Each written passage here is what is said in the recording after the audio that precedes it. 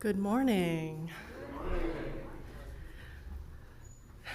It is now February, and for some of us, a time of thinking about love as Valentine's Day approaches.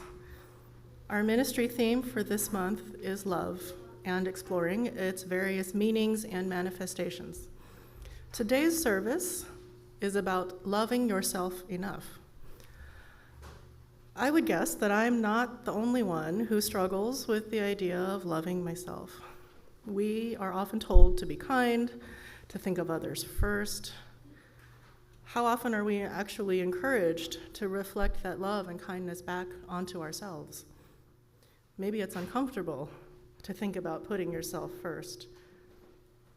Our culture likes to dwell on faults and shortcomings. I grew up being told over and over, work hard, aim high, but don't brag, stay humble. And by the way, you did that other thing wrong. People won't like you if you act like you're more important than they are. And ultimately, the message that I ended up internalizing was that my own wants and needs don't matter so much because I was never going to be good enough anyway. Trying to unlearn this and shushing my inner self-critical voice that tries to tell me that I'm selfish to think about my own needs feels almost like an act of revolution. So what does it mean to show yourself love? To prioritize yourself in that way? And can we wholeheartedly love others if we don't first love ourselves? Big questions for sure. So I invite us all to gently lean into this radical idea of loving yourself with these words by Kate Landis. She writes, I want you to know that you are loved beyond your wildest imaginings by the spirit of creation. Every bit of you is holy, even the embarrassing parts, even the thoughts you wouldn't tell your best friend.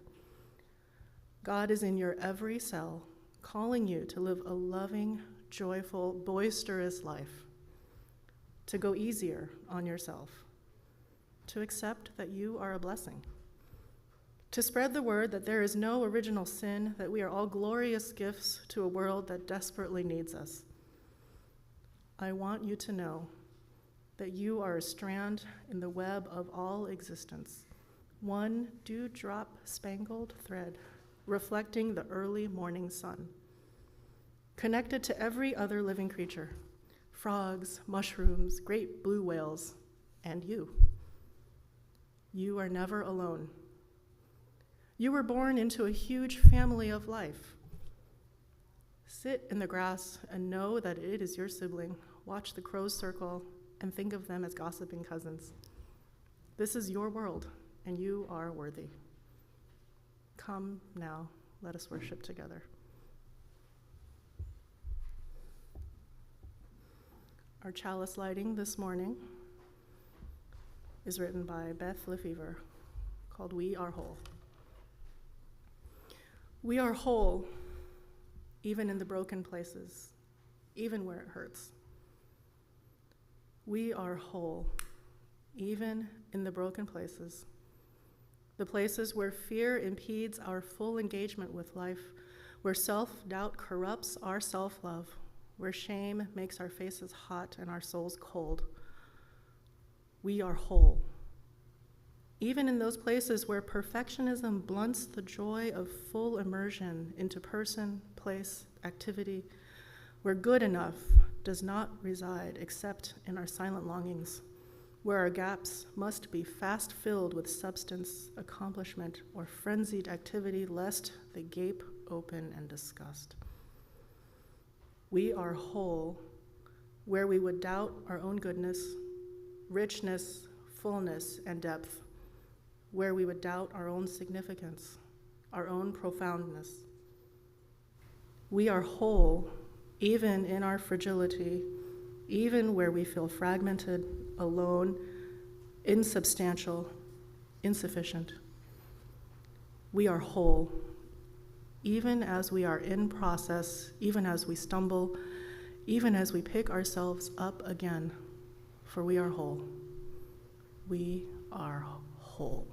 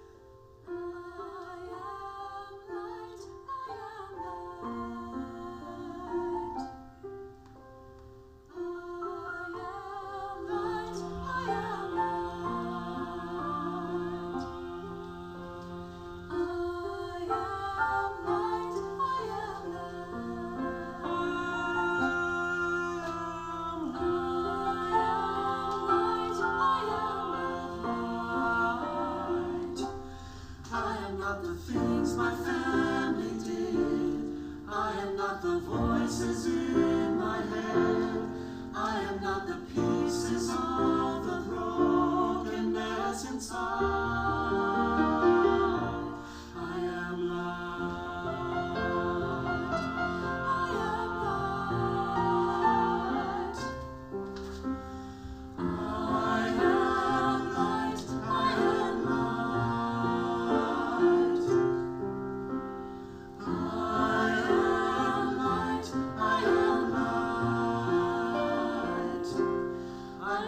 mistakes that I have made, or any other things that caused me pain.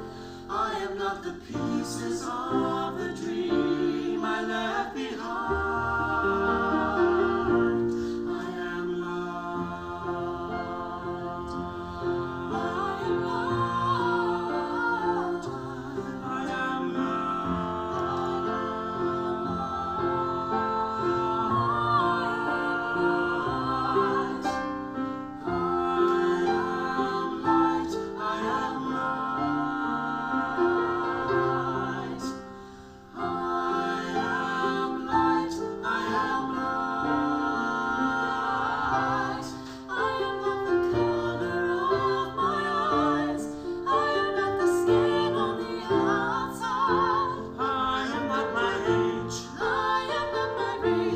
soul and tide is our light,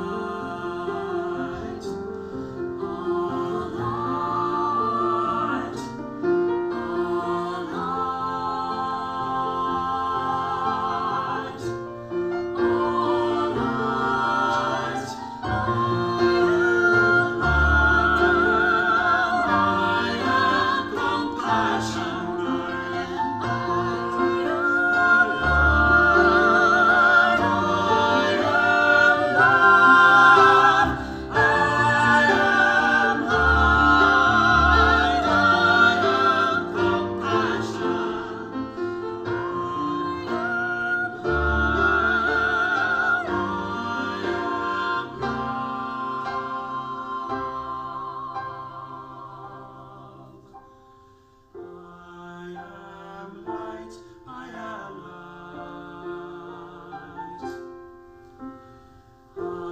light, our light, our light. I am compassion. True love on the inside. I am a star, a piece of it all. I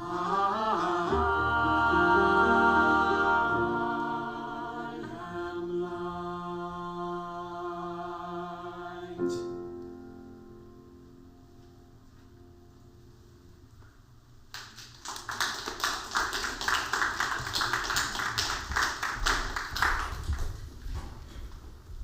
I think I need a minute after that.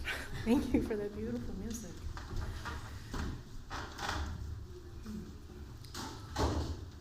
Welcome to the Unitarian Universalist Community Church of Santa Monica. I'm Hsu Patterson, your worship associate today. Wherever you are, here in the sanctuary or in our online sanctuary from communities near or far, we're so glad that you're here. If you're here in person today, we kindly ask that you silence your cell phones during the service. Whether you're new to our community or you've been here for some time, you can find many ways to learn more about our community and to become involved on our website, UUSM.org.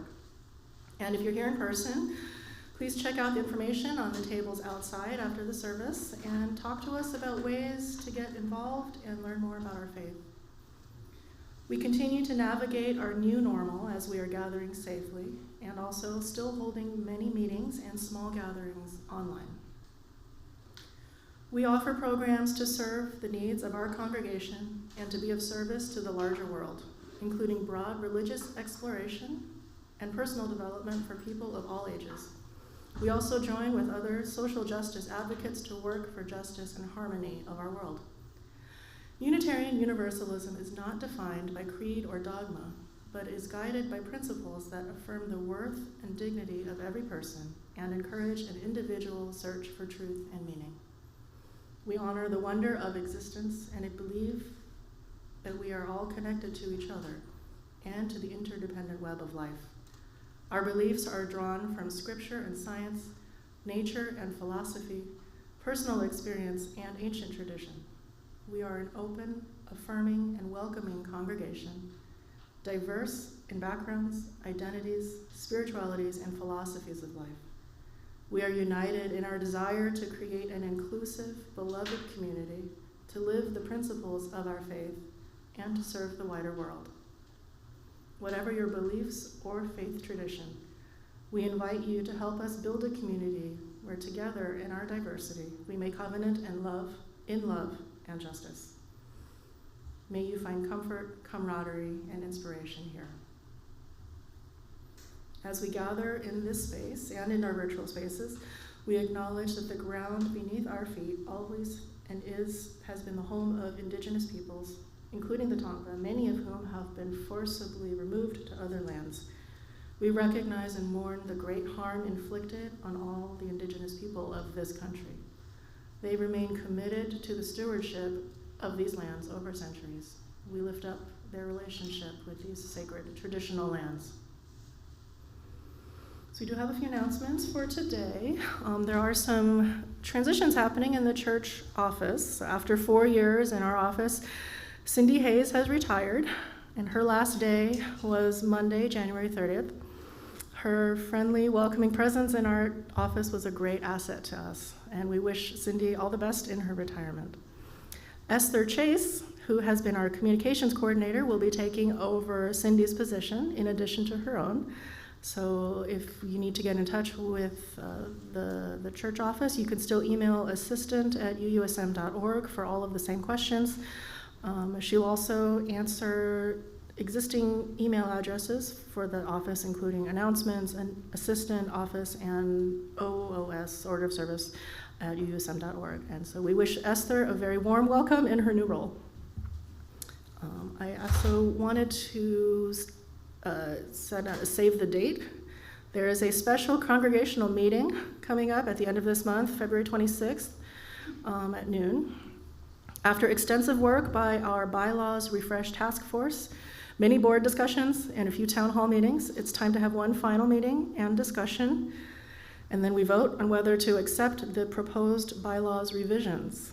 We need as many members as possible to attend the special meeting so we can reach a quorum and conduct business. So save the date. There will be food and drink, a meeting or a mailing with proposals, and the agenda will follow in a few weeks, so please keep an eye out for that. And then a warm invitation to join the choir. Our choir meets for rehearsals every Thursday night from 7:30 to 9:15 here in the church sanctuary. Whether you're new to singing or you've sung all your life, everyone's welcome to join. Please email music@uusm.org for more information. And just, I'm biased, I'm in the choir, I love it, it's one of the highlights of my week and my life, so I encourage everyone to join. And then some events for today.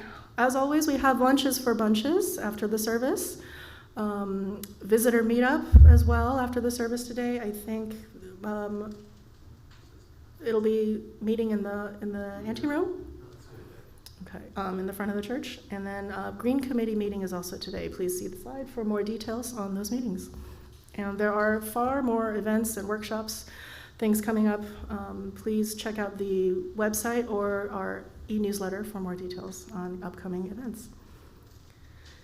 Please rise now in body or spirit for our opening hymn, and please remain standing for our covenant and our hymn of praise.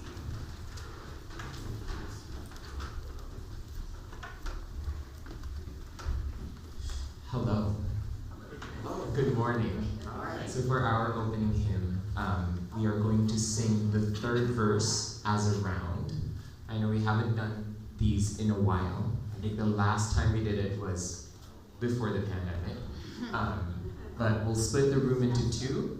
We'll have group A this side, and then group B this side, just on the third verse. And then group A, you will be following Chloe and Keon. Group B, you'll be following Javon and David on the third verse only. The first two verses we sing together.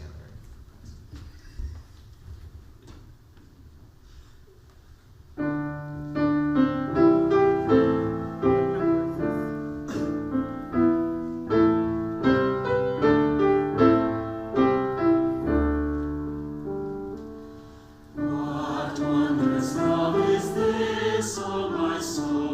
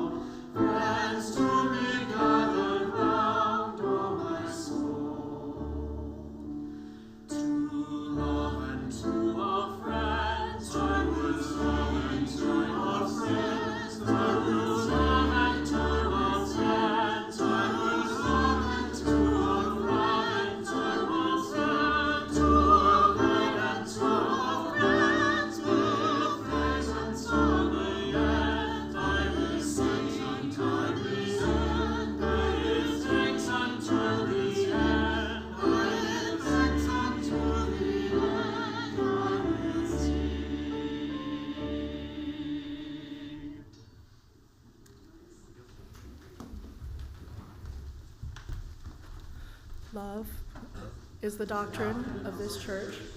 The quest for truth is its sacrament, and service is its prayer. To dwell together in peace, to seek knowledge in freedom, to serve humankind in fellowship, thus do we covenant with each other. El amor es la enseñanza de esta iglesia. Buscar la verdad es su sacramento, y el servicio es la oración. Vivir juntos en paz, buscar el conocimiento en la libertad, servir a la humanidad en comunión. Así es como convinimos unos a otros.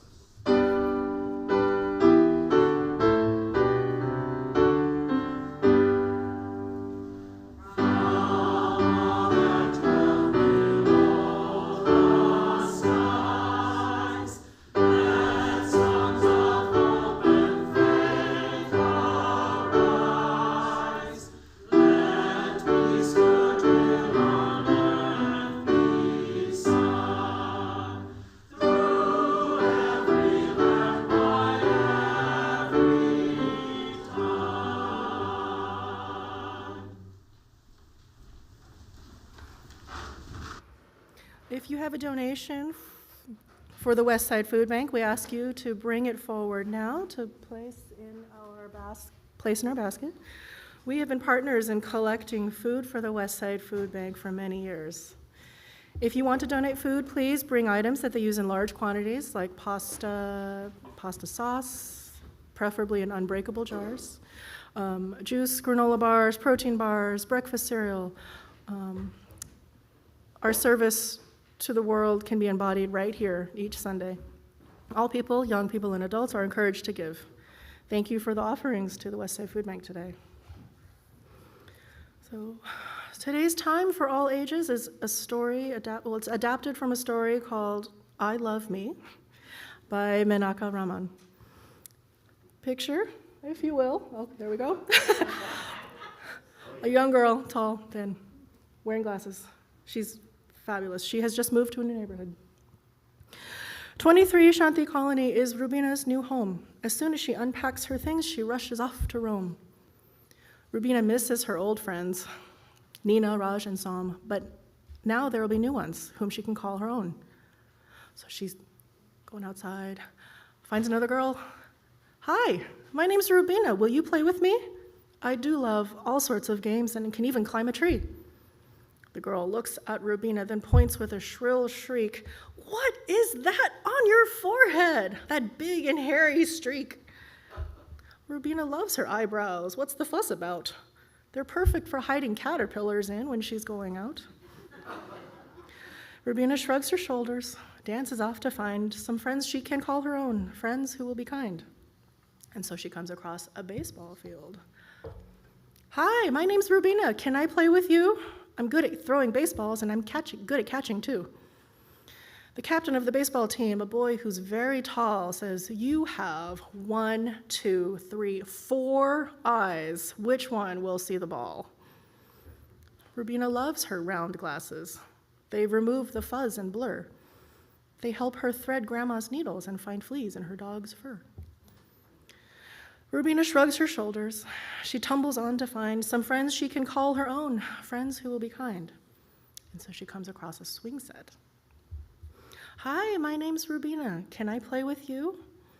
We can take turns swinging and see who outswings who. The girls look Rubina up and down. They whisper, giggle, and laugh. We don't want to play with you. You're as tall as a giraffe. Rubina loves her nimble legs. Yes, they're very long, but they help rescue cats and kites that get stuck in trees and thorns. Rubina's smile droops a bit, her eyes not quite so bright. She misses Nina, Raj, and Sam. They'd cheer her up all right. Rubina shrugs her shoulders and decides to play alone, a game that she's made up where she's the king upon a throne. And another child walks up. Hi, my name is Alex. Can I play with you? I like to read and write and draw. What do you like to do? And her eyes light up, and they jump up, and they laugh, and they become fast friends. So what I appreciate about this story is that Rubina values her own traits and she sees them as strengths, and she doesn't let the criticisms and the teasing from others diminish her self-worth. And may we all be so self-loving and resilient.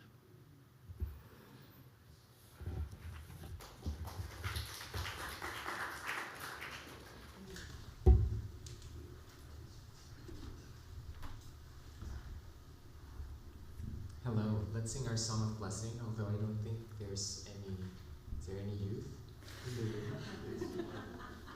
We will sing them out in spirit.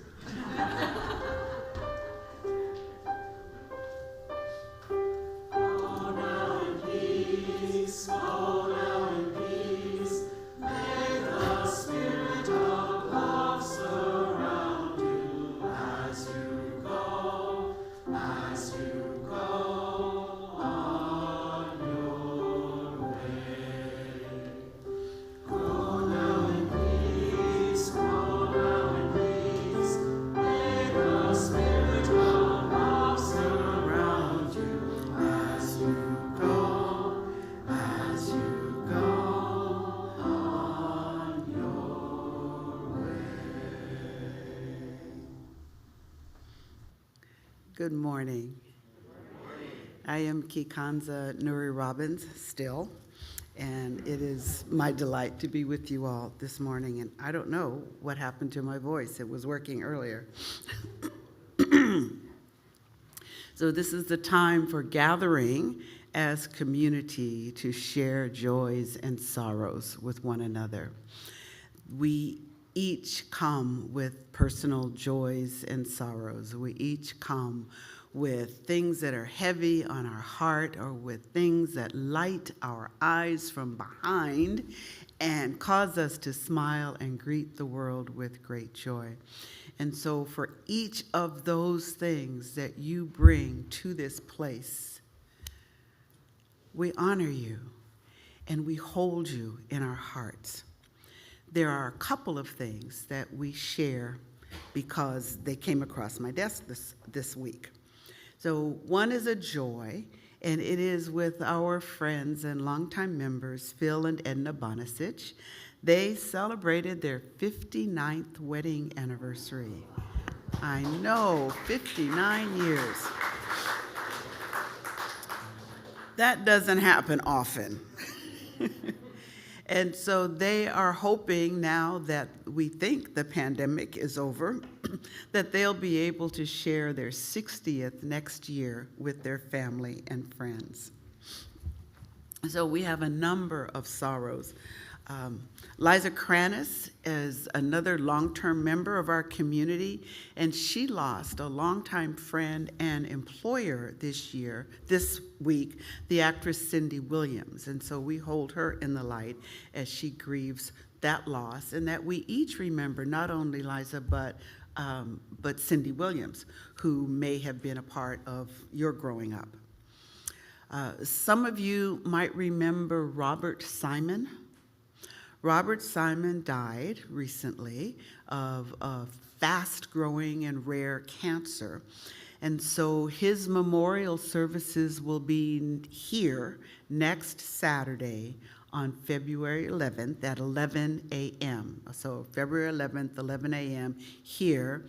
And his family has asked that all of you come, all of you who would like to remember him, who would like to meet some of his family, who would like to greet his wife and children, please come. There will be a service here in the sanctuary and a reception in the courtyard afterwards. And then another loss this week that you may or may not have heard of. Our dear Joanna Woods Marsden died this week. Joanna, smart and funny and cranky, and a member of the book club and the Dining for Dollars and the play reading group and some small groups. In many other ways, she has contributed to our community, and in many ways, she has filled her well by engaging with members of the community. And so we hold her her family, and one another in the light as we experience one more loss. This is a congregation that is overrun by aging baby boomers.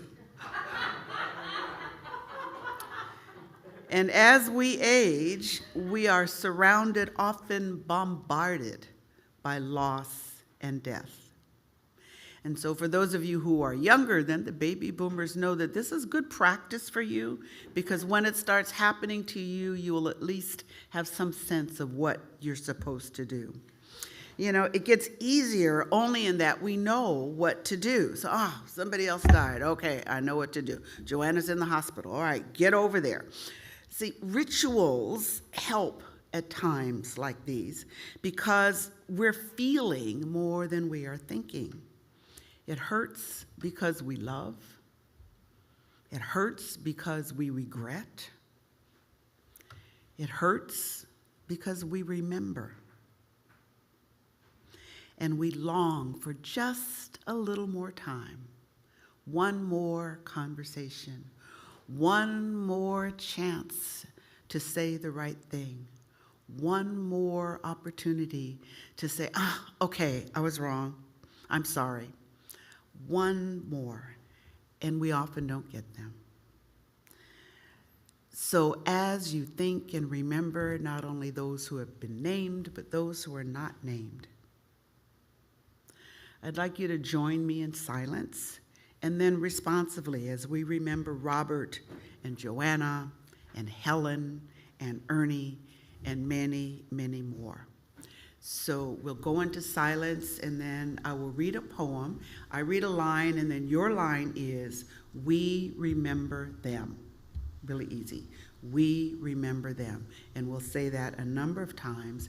And then after we have recited the poem, we will sing Go Now in Peace, because it's the song that we sing during the time for all ages. So, what's your line?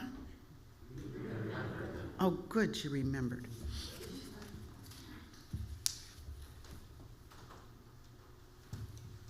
They switch sides. There it is. I can do it. For those of you who are visitors, the singing bowl used to be over there. So at least I didn't grab the flame. So. All right.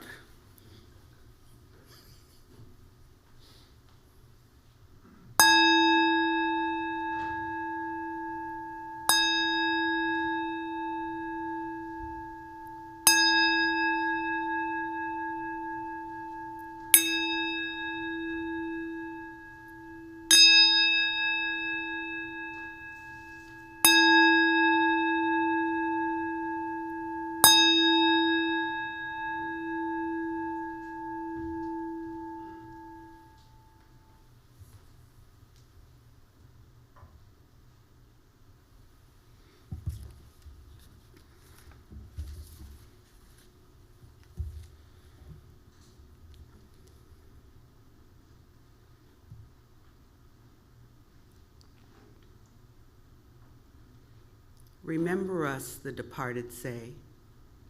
You who are living, restore us, renew us, speak for our silence. In the rising of the sun and in its going down, we remember them. In the glowing of the wind and in the chill of winter, we remember them. In the opening of buds and the rebirth of spring, we remember them.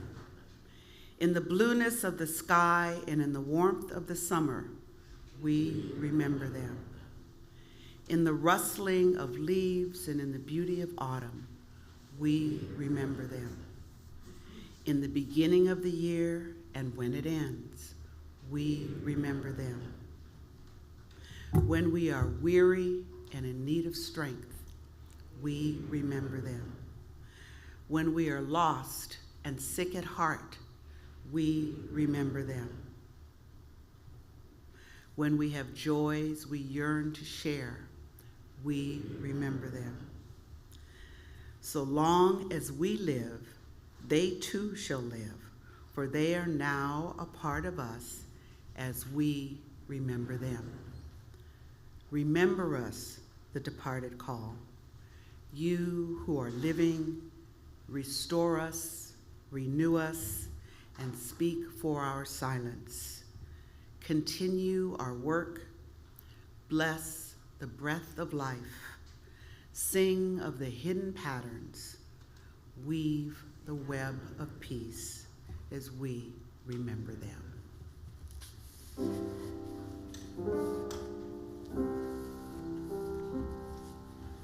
Go now in peace.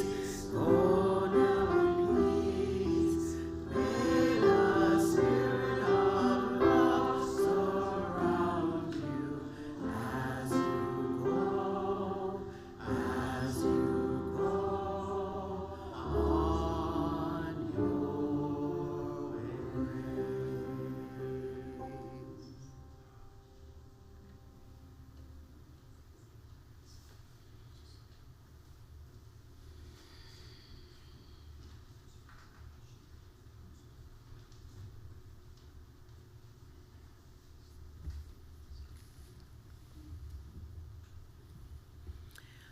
I was introduced to the work of Khalil Gibran when I was in high school. I still have a tiny little book of his poems that a friend gave to me when I was 16, and I still am touched by his work. This morning I'm reading what Khalil Gibran says about love.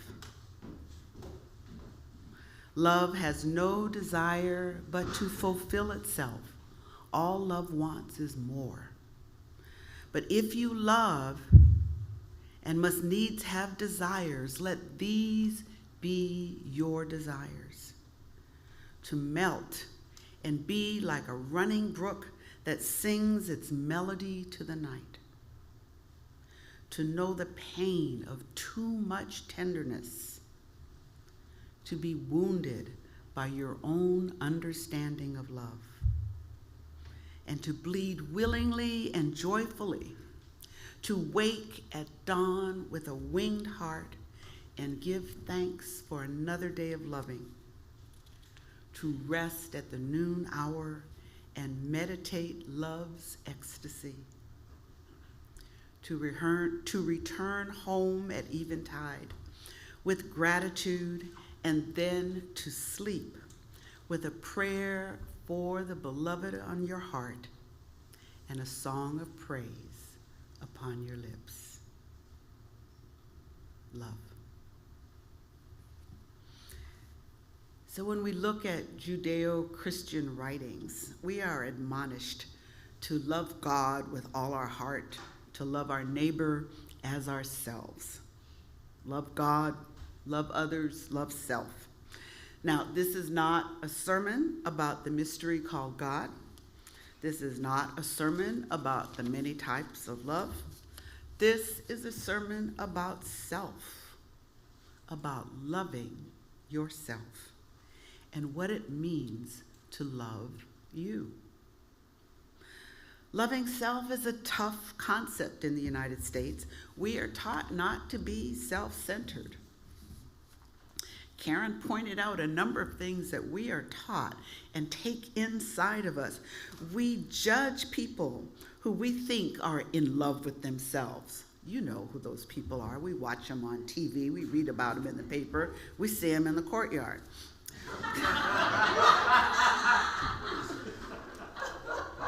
I heard you.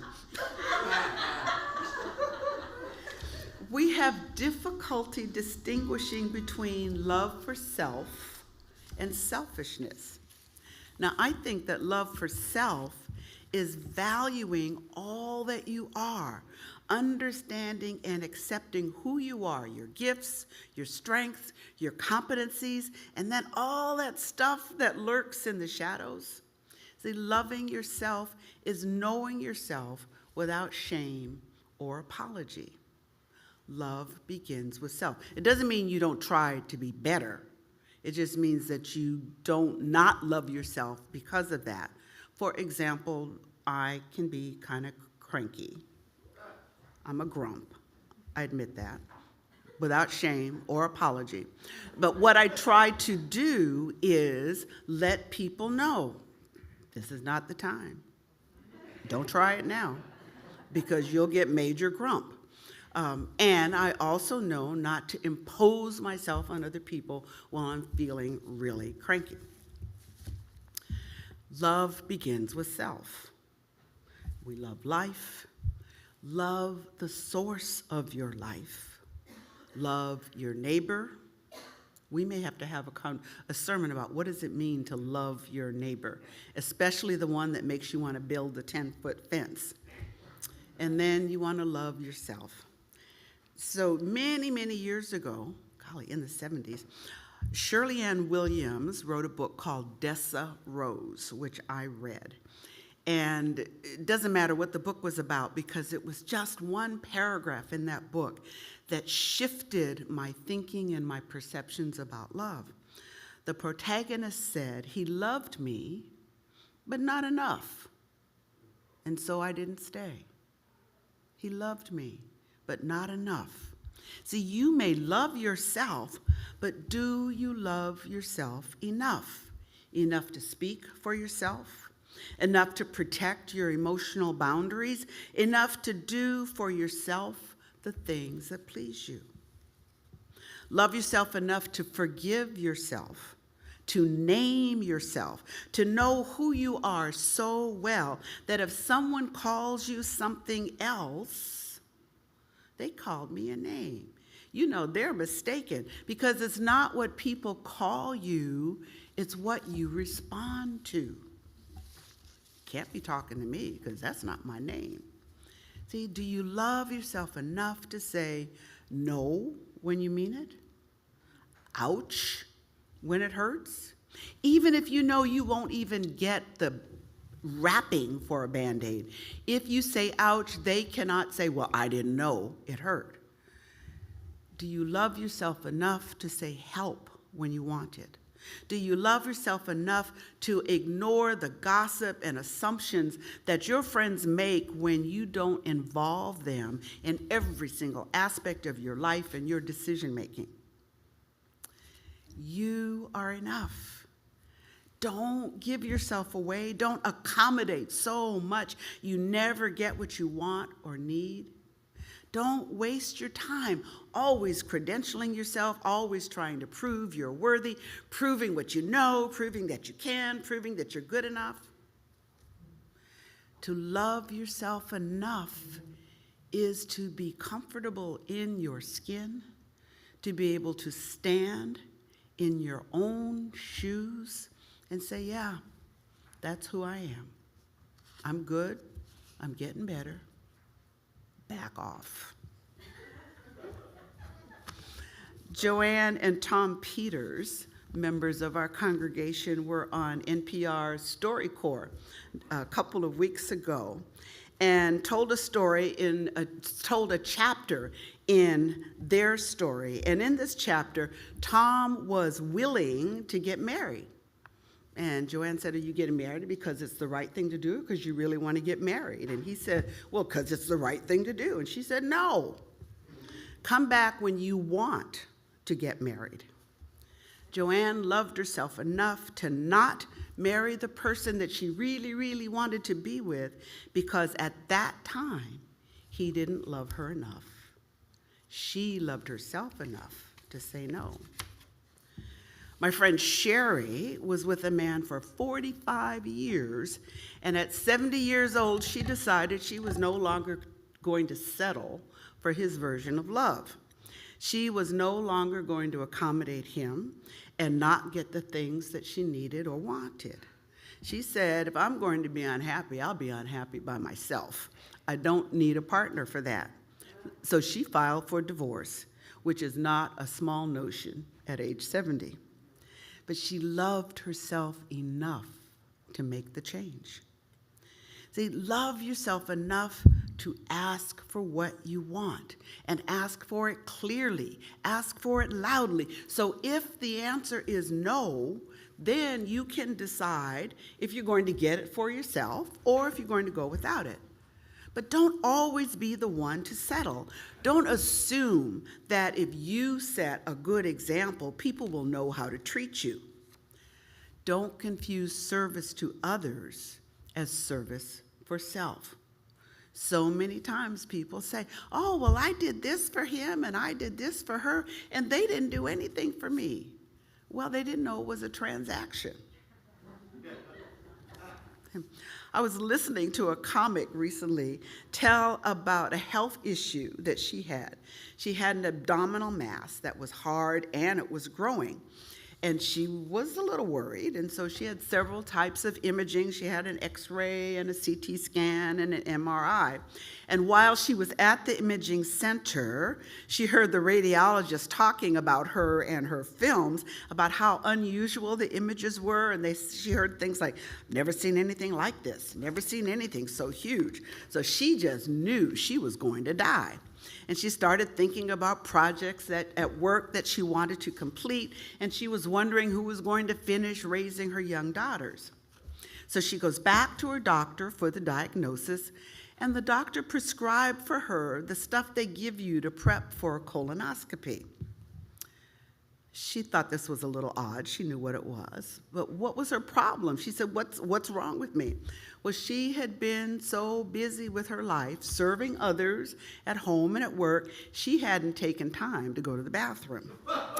So metaphorically, she was full of it.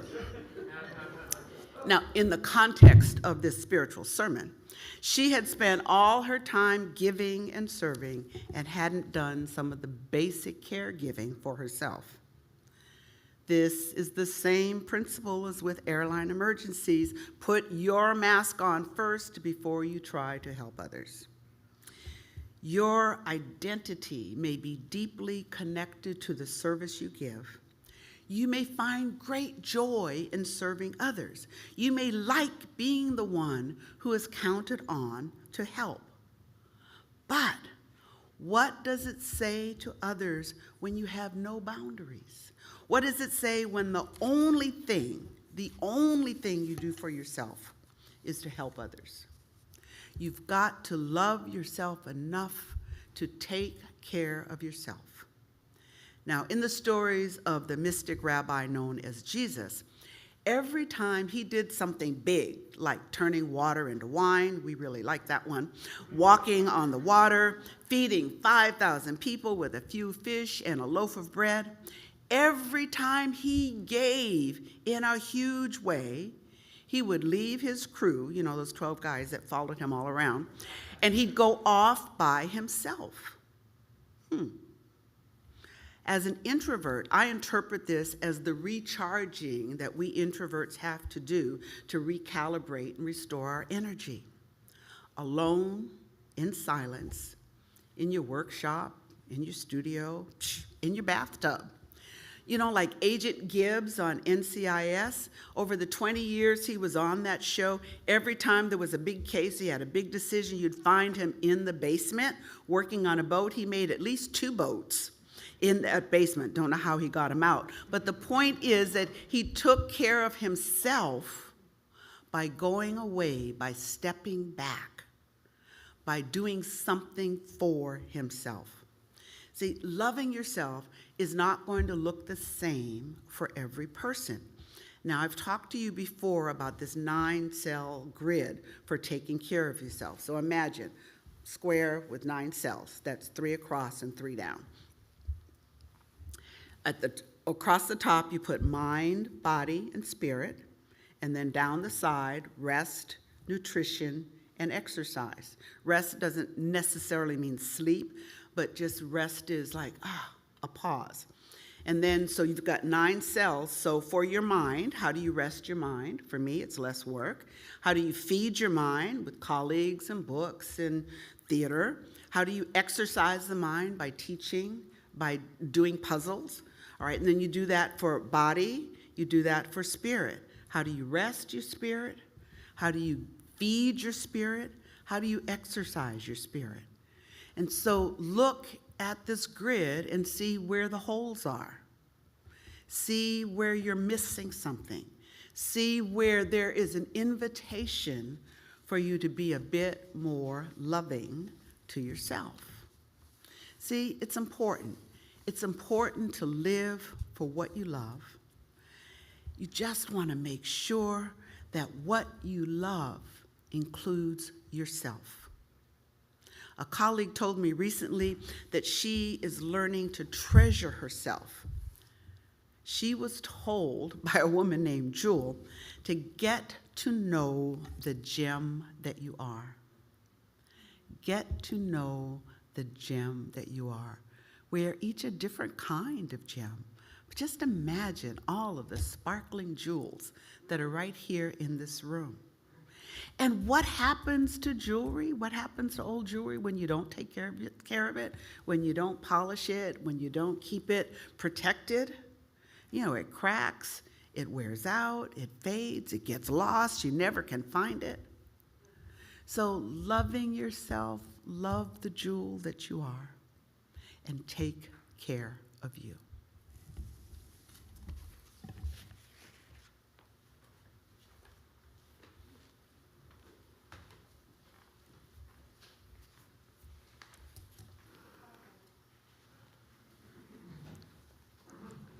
One of the most meaningful ways that we regularly show love to our own church and to the wider community is through our weekly offering.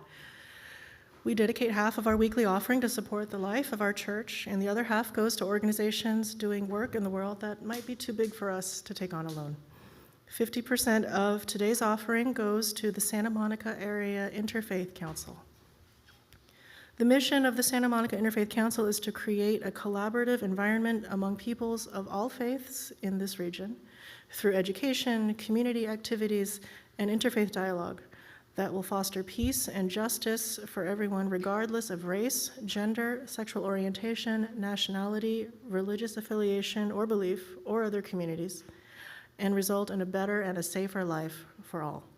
Some examples of some of the events that have been sponsored by the Santa Monica Interfaith Council in the past are the annual Martin Luther King Interfaith MLK Breakfast, annual Interfaith Holocaust Remembrance Day, and protests and rallies like the latest Reproductive Justice is Life rally to counter the Right to Life rally on the Santa Monica Pier. There are a number of ways that you can give. They're outlined on a slide coming up, different ways to give. Or we also welcome cash and checks today to be collected by our ushers. And we thank you so much for all that you give monetarily, and especially all that you can give of yourselves to build our community. This morning's offering will now be gratefully received.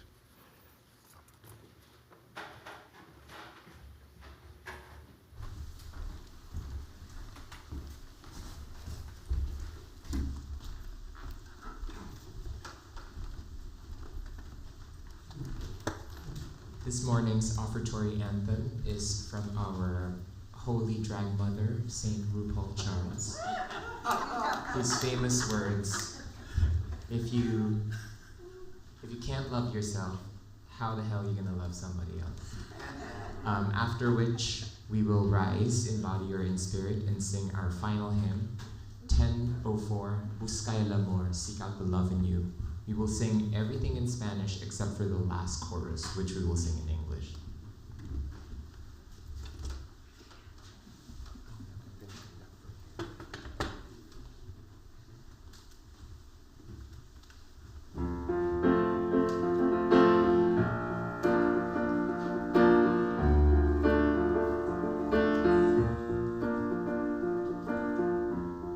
Giving all you could to the relationship, like a full-time job, 9 to 5.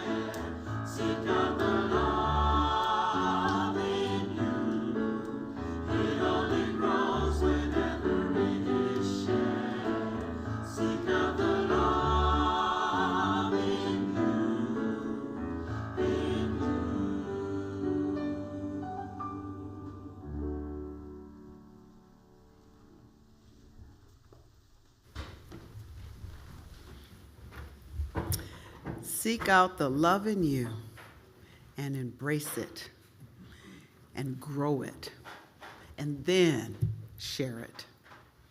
This service is over, my friends. Thank you all for coming. I hope that you got something from this that will help you and that you can share with someone else. We are so grateful for those of you who still continue to worship with us online.